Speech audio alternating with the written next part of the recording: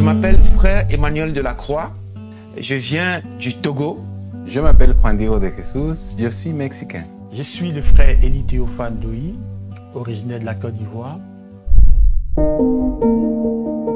rencontre avec Jésus est une rencontre providentielle parce que ma famille n'allait pas à l'église quand moi j'étais né. Et à 12 ans, je vais rencontrer Jésus au collège. À partir de cela, j'ai décidé de donner ma vie à Jésus. J'ai commencé par l'église évangélique. L'église catholique du village se trouve en face de notre maison. Et en fait, il y a un cantique marial que ces personnes chantaient quand ils viennent aux messes les dimanches. C'est ce cantique qui a attiré ma curiosité. Et c'est à la suite de cela que je suis allé à l'église catholique. Donc, jusqu'à mes 24 ans, j'ai arrêté d'aller à l'église, mais j'aimais quand même Dieu. Et en Côte d'Ivoire, je vais faire une rencontre décisive avec le Seigneur. Et à partir de là, ma vie a changé. J'ai une rencontre avec le Christ assez tôt, quand j'avais 15 ans. Le Seigneur m'appelait pendant une retraite d'évangélisation, où je sentis son amour et sa miséricorde. Cet appel, c'était très présent dans l'Eucharistie.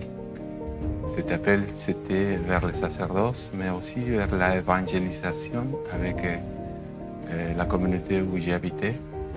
Et à partir de ce moment donné, le Seigneur a touché mon cœur, mon esprit, mon intelligence. Et j'avais ce désir pleinement d'aller évangéliser tout le monde. Mais je ne savais pas comment le faire. Je suis né d'une famille chrétienne. Papa et maman sont pratiquants. Mais je n'ai pas été baptisé bébé. J'ai fait le catéchisme, j'en avais marre. J'ai carrément arrêté. J'étais avec des amis qui étaient croyants, qui étaient baptisés. Et lorsque je les accompagnais aux grandes cérémonies, c'est-à-dire Noël, Pâques, Pentecôte, les grandes messes, eux, ils allaient communier. Moi, je n'allais pas communier. Donc, je suis revenu à l'église pour recevoir le baptême, pour aller communier.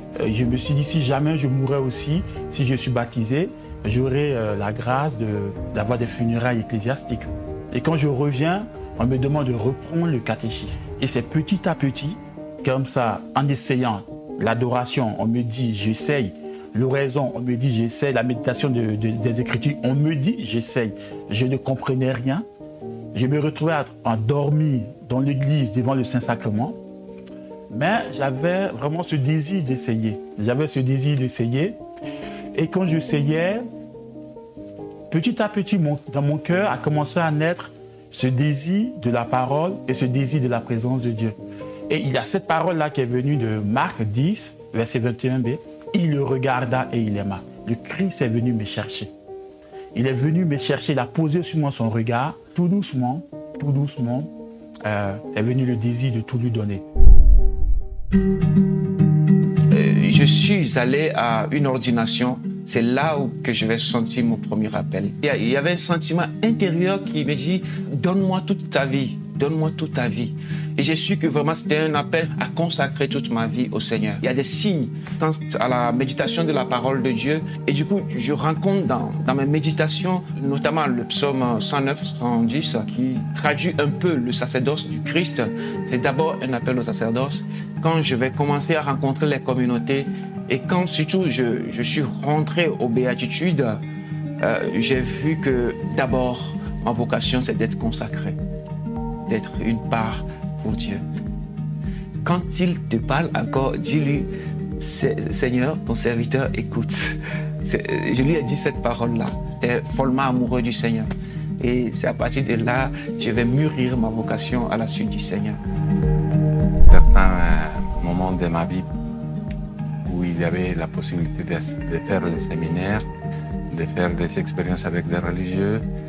Et j'ai parti pour faire une expérience avec le séminaire diocésain de Notre-Dame de Guadalupe. Finalement, j'ai pris la décision de ne pas rester parce que j'avais peur.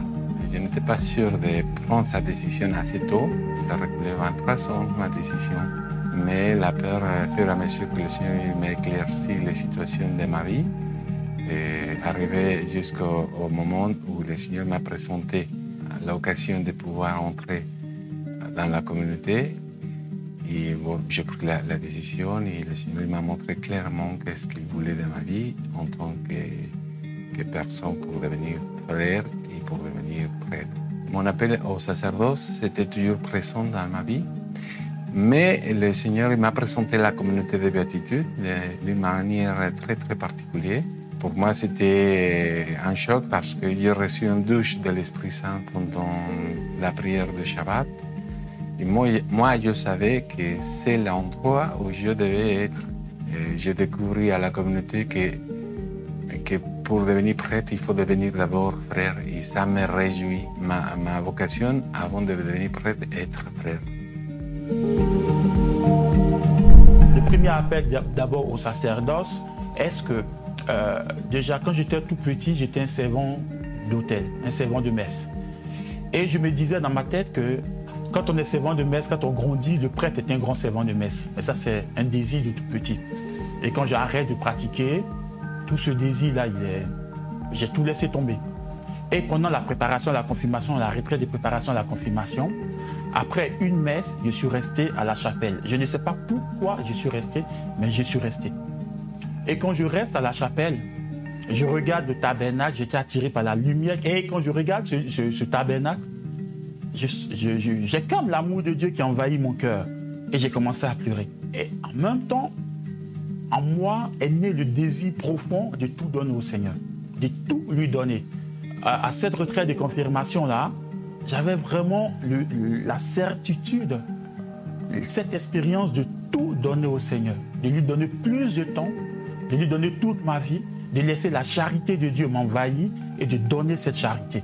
Donc c'est vraiment ce premier appel à la vie consacrée et avoir plus de temps pour le Seigneur pour prier. Et je lui dis, je suis rentré en communauté, c'était pour prier. Avec l'aide de l'accompagnateur, il m'a aidé à mettre un nom sur le désir profond qui m'habitait de tout donner au Seigneur.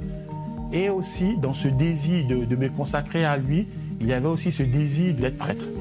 D'être prêtre, mais pour donner, accueillir le Seigneur et donner le Seigneur. Être médiateur de la grâce de Dieu pour les autres. La communauté des béatitudes en tant que famille ecclésiale, l'appel au sacerdoce dans cette communauté, je pense que ça doit être au service de ce qui nous unit. Et ma foi est que ce qui nous unit, c'est notre charisme. À travers 3 moyens concrets, c'est-à-dire être au service de la communion fraternelle entre les branches, entre les états de vie, soit être un instrument de communion pour que l'autre puisse trouver la joie de servir le Seigneur en me voyant, en parlant avec moi, en vivant avec moi. Je ne dis pas que c'est facile, mais je pense que c'est ce à quoi le Seigneur nous appelle. Et aussi, servir le Seigneur à travers les ministères de la communauté, les missions d'évangélisation de la communauté. Pour vivre toutes ces choses, un prêtre doit se consacrer tous les jours au Seigneur à travers sa vie de prière. Et je pense que c'est ça la vie dans l'esprit, surtout pour moi. Nous devons vivre en famille. Je ne me vois pas en dehors de la communauté. Je vois que cet appel, c'est pour d'abord servir mes frères et mes sœurs, parce que à travers ce service que je vais donner au sein de la communauté, ça, le Seigneur va toucher les âmes des frères et sœurs qui viennent de l'extérieur, parce que d'abord, je dois servir mes frères et mes sœurs pour pouvoir servir aussi à tous les autres fidèles. Devenir frère et père en même temps, mais la place de prêtre, c'est d'être serviteur des autres. Comment je vois l'appel? Déjà, il y a la famille, où tout le monde, dans la famille comme peuple de Dieu, l'image de l'Église, où tout le monde est appelé à la sainteté. Ça, c'est d'abord un premier élément pour moi qui est important. Et étant appelé à la sainteté, tout le monde est appelé aussi à s'offrir comme un sacrifice agréable. Et dans cette offrande de notre vie, de toute la famille, de chaque membre de la famille ecclésiale, le prêtre, pour moi, est celui qui est l'exemple de cette offrande au Seigneur. En plus de se consacrer, comme les frères et sœurs consacrés, et en plus d'être dans une famille et lui en tant que prêtre, il représente le Christ tête, il vient montrer là l'offrande totale de sa personne au Christ, dans sa vie consacrée et aussi par le sacrement. Il y a aussi le médiateur, donc à toute la famille qui désire s'offrir, lui le prêtre, il est le médiateur entre Dieu et les membres de la famille. Donc il est celui-là à travers qui le Seigneur se donne par le sacrement de l'Eucharistie et aussi qui donne une parole au Seigneur à travers la célébration aussi de l'Eucharistie.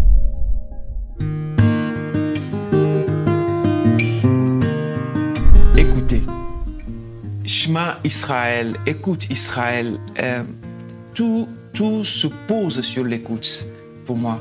Parce que pour parler, il faut écouter d'abord. C'est le débordement de l'écoute qui doit être la parole. Sans l'écoute, on ne peut jamais parler authentiquement. Intérieur. Je préfère choisir intérieur pour travailler sur moi, afin de descendre dans mon intérieur, afin que tout ce que le Seigneur me donne puisse s'incarner en moi. Je préfère choisir l'intérieur pour pouvoir me travailler.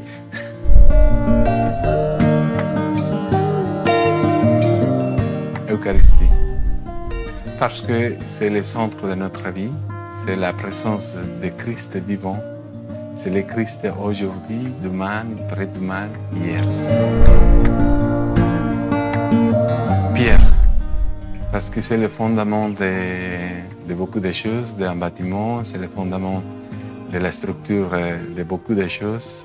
C'est quelque chose qui permet de supporter le poids, qui permet aussi de construire autre chose, bâtir les bâtiments, comme on dit, mais surtout, c'est la solidité que peut représenter l'Église, qui peut représenter la foi, qui peut représenter la fierté et la sécurité aussi.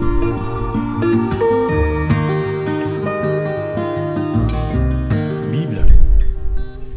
Parce que la parole de Dieu est d'abord le lieu où je goûte au corps du Christ, déjà de manière spirituelle. Et la parole de Dieu creuse en moi la faim et la soif de Dieu. C'est vraiment la parole, parce que le Seigneur est venu me rejoindre par la parole.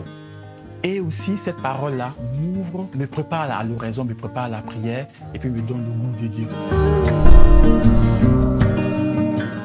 Avec les frères et sœurs, ensemble, avec toutes les réalités, tous les états de vie réunis, avec ce que je suis, avec toute mon histoire aussi, je suis orienté vers le Seigneur.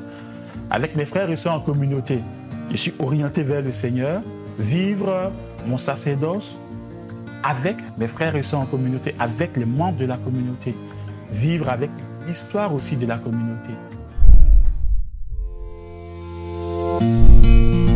Ivre de joie, vous puiserez les eaux aux sources du salut. Avant même de te façonner, je t'ai consacré pour être prophète des nations. Donnez-leur vous-même à manger.